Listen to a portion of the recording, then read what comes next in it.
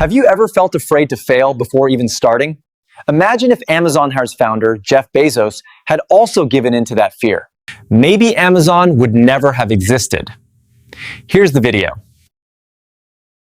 Almost 7 years ago now, I started this most incredible journey called Amazon.com. Actually, at that time, it wasn't even called Amazon.com.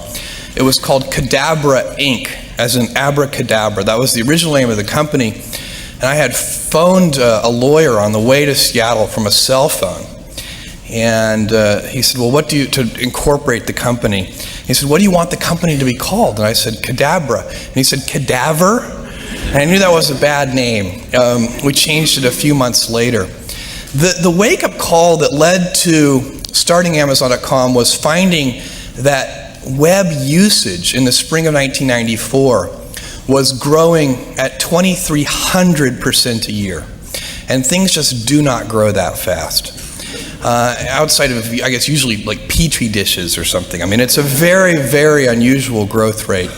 And you could tell anecdotally, even though there wasn't good research on this at the time, that the baseline of web usage wasn't trivial. And so something with a non-trivial baseline growing at 2,300% a year is clearly going to be everywhere tomorrow. And so the question was, what kind of business plan would make sense in the context of that growth? And I went through a whole bunch of different things. I made a list of 20 different products, looking for the first best product to sell online. Came up with books for a bunch of reasons, but primarily because books are very unusual in one respect, and that is that there are more of them than there are products of any other category. So there are literally millions of different books in print at any given time, and computers are good at organizing such large selections of products, and you could build something online that literally couldn't be built any other way. You couldn't have a physical world bookstore or a paper catalog with millions of different books. And the primitive technology that was the web in 1994 clearly required that kind of characteristic for a business. It had to be something that could only be done in that way. So that's what led to books. When I decided to do this, I first talked to my wife, who is sitting here in the audience, and she had married a relatively stable, goofy, but still relatively stable person working at a Wall Street firm. I worked at a quantitative hedge fund, and this was a hard decision. And I was looking for the right framework in which to make that kind of important decision. And the right framework I found is a regret minimization framework. And so that's just a nerdy way of saying that you want to project yourself to age 80. And then think back over your life, and if you're 80, what are you want to minimize the number of regrets you have throughout that period of time. I think this is something a lot of people do, maybe subconsciously. Very few people probably name it regret minimization framework because most people are healthier than that. But it was a very clear way for me to think about making that kind of life decision, and the way it helped was, I thought, okay, if I go do this thing and participate in this thing called the internet that I genuinely believe is going to be a big deal, and if I fail, am I going to regret having tried and failed? And I knew the answer to that was no. But I also knew that if I didn't try, that I would always regret that. I would always wonder, and it would haunt me until that mythical day, which I actually hope will come. My wife has tried to get me to eat better. One of her heroes is Dr. Weil. So if you're in the audience, your dietary constraints are currently being inflicted upon me. But I suspect it may help me over the long term. And so that was how the decision was made to go do this. And there are just literally tons of stories about the early days of getting Amazon.com set up. We spent about a year building the software infrastructure and getting all the vendor relationships in place and so on and so on. The day before we were ready to launch the store in July of 1995, one of the software engineers, we were looking at our little 400 square foot distribution center, And I remember very clearly this person looked at this. 400 square feet is about the size of one car garage. So it was a kind of a toy distribution center, and although there were real software systems behind it. And he said, he looked at this little space, and he said, I can't figure out if this is incredibly optimistic or hopelessly pathetic. And indeed, we didn't know. There really was no way to know how customers were going to adopt this kind of technology in these very early days. There was a lot of risk involved. In fact, also in the audience today are my parents, who were the original funders of Amazon.com. They invested about $300,000, which is roughly their, was a reasonably large fraction of their life savings. And my dad's first question was, "What's the internet?" So they were not betting on the concept or the idea. They were betting on their son. I told him I thought there was a 70% chance they would lose their entire investment. That was an important disclosure because I wanted to be able to go home for Thanksgiving dinner no matter what happened. I'm very happy that that investment has worked out very well for them. But it was I was giving myself triple the normal odds. Startup companies are very tricky things, and fewer than 10% of them actually go on to make any return on an investment at all. And so I was giving myself a 30% chance, and just wildly overconfident. But things actually worked out. The planets aligned in those early days, and startup companies need early planetary alignment because there are so many things that can go wrong. And when we launched that store in July of 1995, we were shocked at the customer response. Literally in the first 30 days, we had orders from all 50 states and 45 different countries. And we were woefully unprepared from an operational point of view to handle that kind of volume. And in fact, we quickly expanded. We talked to our landlord, and we expanded into a 2,000 square foot basement warehouse space. It had 6-foot ceilings. One of our 10 employees was 6'2". He went around like this the whole time, and we were doing our day jobs, which might have been computer programming and all the different things that 10 people will do in a little tiny startup company, and then we would spend all afternoon and into the wee hours of the morning packing up the orders and shipping them out. I would drive these things to UPS, and so we get the last one, and we wait to the last second. I'd get to UPS, and I'd sort of bang on the glass door that was closed, and they always would take pity on me and sort of open up and let us, ship things late. We had so many orders that we weren't ready for that we had no real organization in our distribution centers at all. In fact, we were packing on our hands and knees on a hard concrete floor, and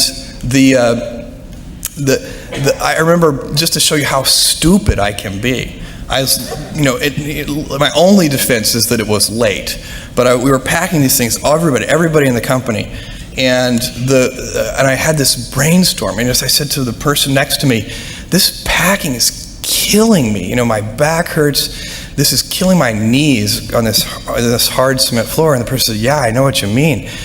And I said, "You know what we need?" This is my brilliant insight. We need knee pads. I was very serious. And this person looked at me like I was the stupidest person they'd ever seen. They're like, "I'm working for this person. This is great." And said, "What we need is packing tables." And I looked at this person, and I thought that was the smartest idea I'd ever heard. The next day we got packing tables, and I think we doubled our productivity. That early stage, by the way, of Amazon.com, where we were so unprepared, is probably one of the luckiest things that ever happened to us, because it formed a culture of customer service in every department of the company, every single person in the company, because we had to work with our hands so close to the customers, making sure those orders went out. really set up a culture that served us well. And that is our goal, to be Earth's most customer-centric company. And I think this says 0 now, which I'm suspecting means it's time to turn it over to questions, so I will do so. What advice would I give to an internet startup company now? My advice would be the same for any kind of entrepreneur, and that is, make sure that you are focused on something you're passionate about. So if you look at the early internet companies, they were started and focused on doing something that they thought was very interesting long before the internet was fashionable in any way. We are currently an underdog once again. We've been in business for 6 years, and there was exactly 1 year where we were not the underdog, and that was 1999. I like the underdog years because it makes, I liked it when all the people we hired, their parents told them they were crazy. Like that was kind of the good era. Fortunately, it's back. In 1999, all the parents were like, giving their brothers and sisters high fives. My son is working at Amazon.com. So that's a very, you can't follow the fashion when you're trying to do a startup company, or I think really anything in life. But you have to, as an entrepreneur, if you're gonna build a company, pick something you think is interesting that has the intersection of genuinely creating real customer value, and then just stay right there and let the wave catch you. My parents will attest to the fact that I was difficult to punish as a child because I was quite happy to be grounded and just stay in my room and read. I'm a big science fiction fan, and that's probably, I'd say at least half of my reading is science fiction, and it has been ever since I spent those summers on my grandfather's ranch, which I have to say, I know that we're having geography problems with the intros today, but that was in Texas, not New Mexico. But in fact, it's only about 90 miles from where we are right now. And